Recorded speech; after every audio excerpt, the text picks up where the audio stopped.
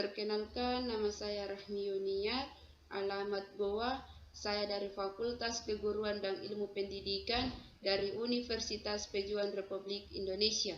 Di sini saya akan menjelaskan materi tentang teori humanistik.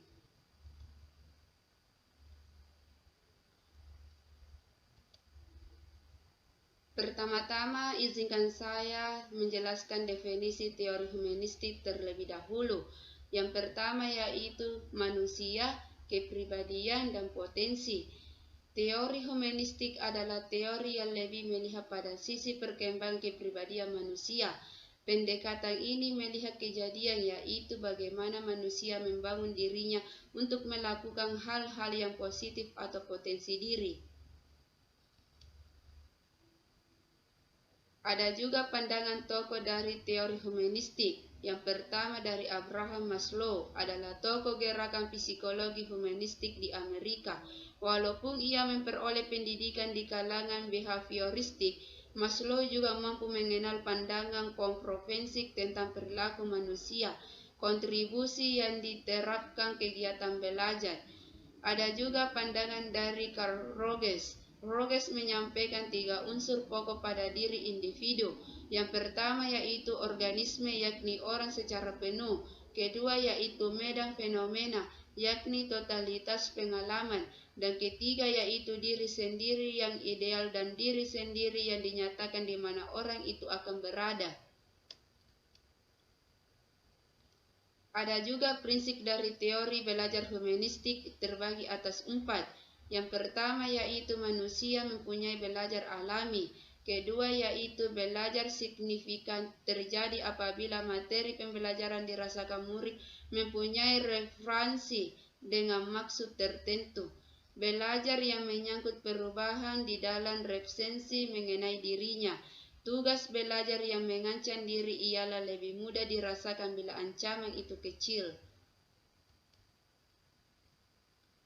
Ada juga aplikasi dari teori belajar humanistik. Aplikasi teori humanistik lebih menunjukkan pada ruh atau spirit. Selama proses pembelajaran yang mewarnai metode-metode yang diterapkan, peran guru dalam pembelajaran humanistik adalah fasilitator bagi para siswa, sedangkan guru memberikan motivasi, kesadaran mengenai makna belajar dalam kehidupan siswa. Guru memfasilitasi pengalaman belajar kepada siswa dan mendampingi siswa untuk memperoleh tujuan pembelajaran. Ada juga implikasi teori belajar humanistik. Yang pertama yaitu guru sebagai fasilitator sebaiknya memberikan perhatian kepada penciptaan suasana awal, situasi kelompok atau pengalaman kelas. Fasilitator membantu untuk memperoleh dan memperjelas tujuan-tujuan perorangan di dalam kelas dan tujuan-tujuan kelompok yang bersifat umum.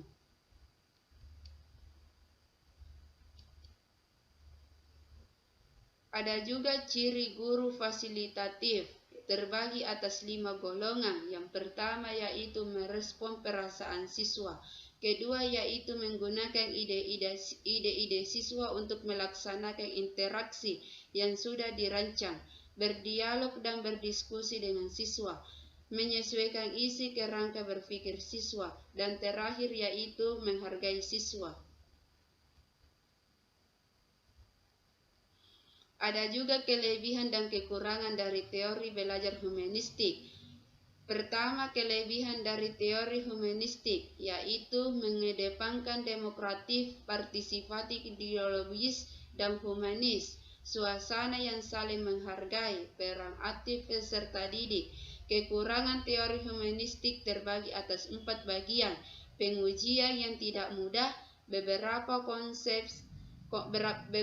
konsep masih buram dan subjektif, kreativitas yang sering disalahgunakan, pemikiran yang tidak terpusat.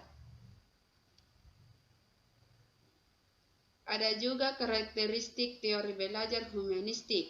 Karakteristik teori belajar humanistik masuknya adalah mementingkan keseluruhan, kesepakatan yang utuh dalam diri pribadi siswa, atau dengan kata lain mementingkan minat siswa dalam hal belajar, memperhatikan potensi yang dimiliki siswa. Ada juga yaitu resumen teori belajar humanistik, hierarki kebutuhan manusia, terbagi atas 5 bagian. Yang pertama yaitu aktualisasi diri, kedua yaitu harga diri, ketiga cinta dan rasa memiliki, keempat keselamatan dan keamanan, dan yang terakhir kebutuhan psikologis. Itulah tadi penjelasan tentang teori humanistik. Kurang dan lebihnya mohon dimaafkan. Sekian dari saya. Assalamualaikum warahmatullahi wabarakatuh.